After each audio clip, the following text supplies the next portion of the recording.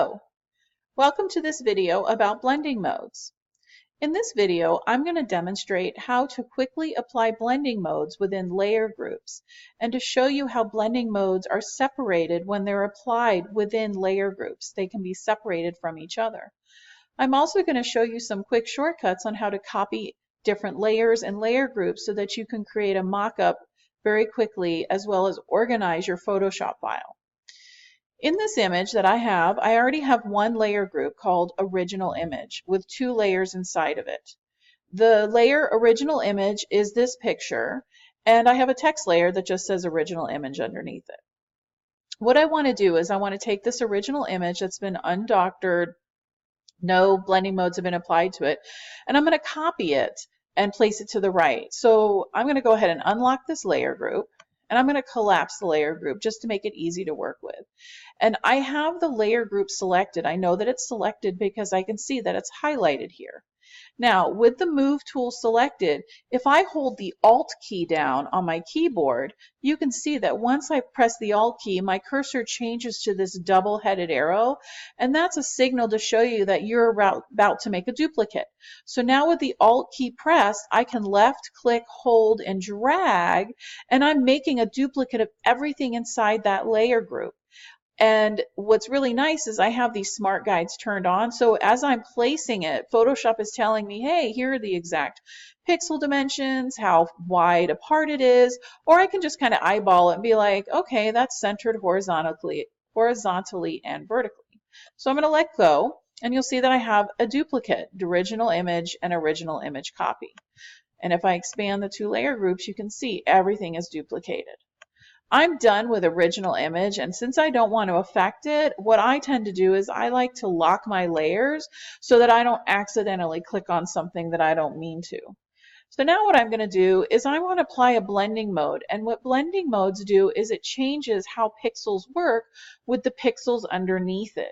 In this case, within a layer group, I only have one image, so technically there are no pixels underneath it. And in fact, you know that because you can see in this thumbnail the checkerboard.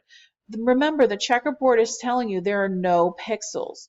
Even though I have a background layer filled with white, because this layer group is inside, this layer is inside a layer group, it's separate and not affected. It doesn't see this background layer, so that's why it shows as no pixels. So what I'm going to do is I'm going to make a copy of the original image. I'm actually going to duplicate this layer, and to do that quickly I can just right click and choose duplicate layer, and I'm just going to leave the default name for now. I'm going to come back and change it here in a minute. And now you can see I have two layers, and because I duplicated it, one is exactly on top of the other. So what will happen is when I apply a blending mode to this right now called original image copy, it will take the pixels on this layer and work and interact with the pixels directly underneath it inside this layer group.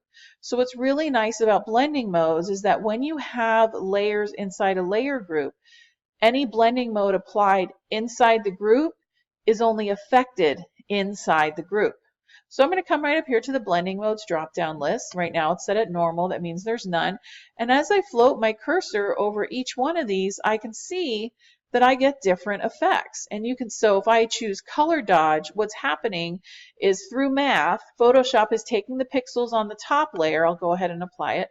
It's applying a mathematical equation to this layer right here, original image copy, and those pixels are working with the pixels directly underneath it to create a different effect. So you can see I get this kind of washed out effect. And color dodge is actually a photographic term that photographers used back in the day when processing was done with chemicals.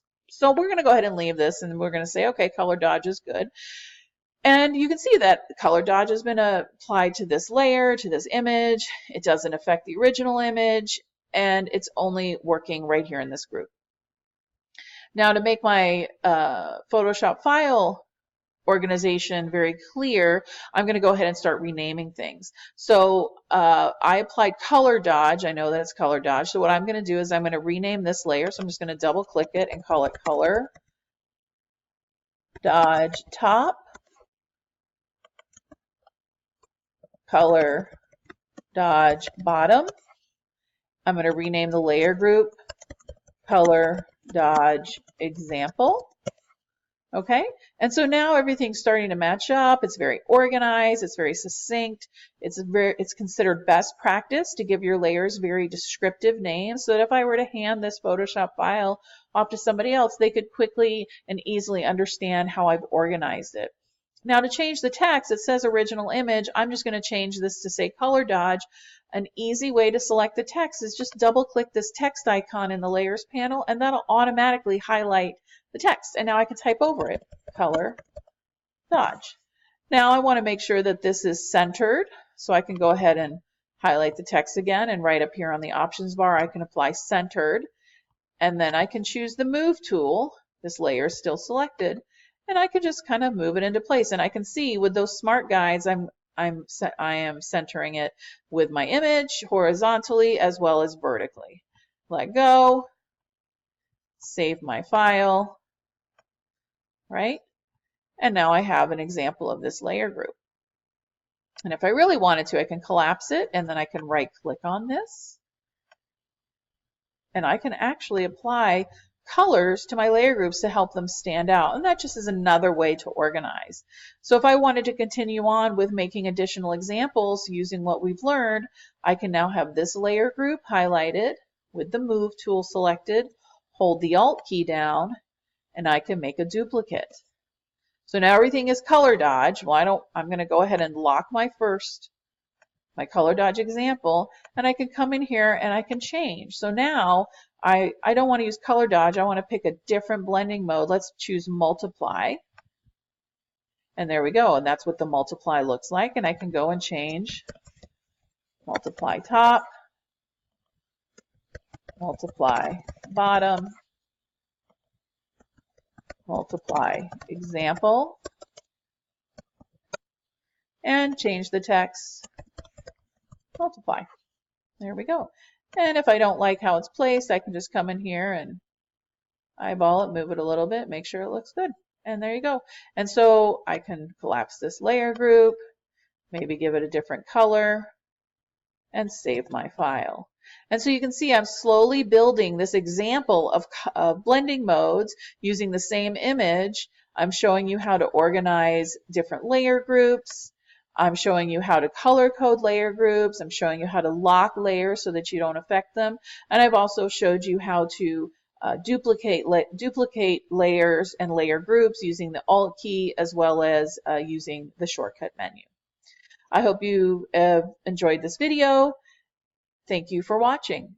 And if you're interested in learning more about Photoshop and CIS classes, please pay attention to the last screen, which has some contact information on it.